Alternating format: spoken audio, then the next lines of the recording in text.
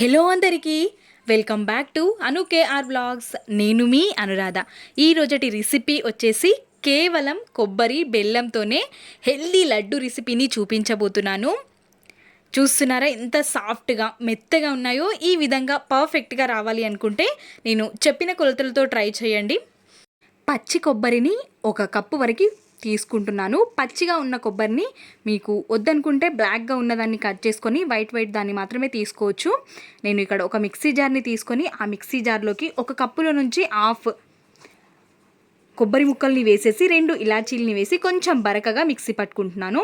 బరకగా మిక్సీ పట్టిన తర్వాత ఇంకా కొన్ని ముక్కలు ఉన్నాయి కదా, వాటిని కూడా వేసేసి బరకగా కొంచెం కచ్చాపచ్చాగానే గ్రైండ్ చేసుకొని తీసుకోవాలి. నాకు 1 కప్పు కొబ్బరి తురుము అనేది వచ్చింది. ఇప్పుడు మనం ఒక ప్యాన్ని స్టవ్ పైకి పెట్టేసుకొని 1 కప్పు కొబ్బరి తురుముకి మనం 3/4 కప్పు వరకు బెల్లాన్ని యాడ్ చేసుకోవాలి. 1/4 కప్పు వరకు వాటర్ని యాడ్ చేసుకొని కలుపుతూ ఈ బెల్లాన్ని కరగనివ్వాలి. ఈ విధంగా నురగగా ఫామ్ అయిపోయినప్పుడు ఈ బెల్లం సిరప్ని మనం వడగట్టుకొని తీసుకోవాలి. మీరు తీసుకుంటుంది ప్యూర్ బెల్లం అయితే వడగట్టాల్సిన అవసరం లేదు. డైరెక్ట్గా ఇందులోకి కొబ్బరి తురుముని యాడ్ చేసుకోవచ్చు. నేను ఇక్కడ స్టెయినర్ సహాయంతో వడగట్టుకొని తీసుకుంటున్నాను. ఇప్పుడు ఇంక కొద్దిసేపు ఈ బెల్లాన్ని మరగనిచ్చి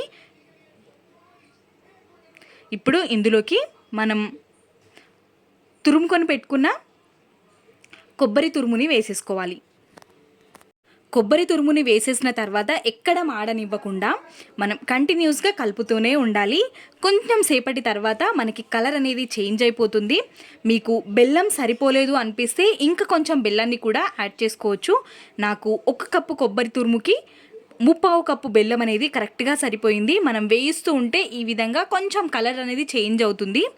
కొద్దిసేపటి తర్వాత ఈ విధంగా కలర్ చేంజ్ అయిపోయినప్పుడు మనం ఈ విధంగా ప్రెస్ చేసుకొని చూస్తే మనకు లడ్డు చేసుకోవడానికి అనుకూలంగా ఉండే విధంగా ఉన్నప్పుడు స్టవ్ ఆఫ్ చేసుకోవాలి.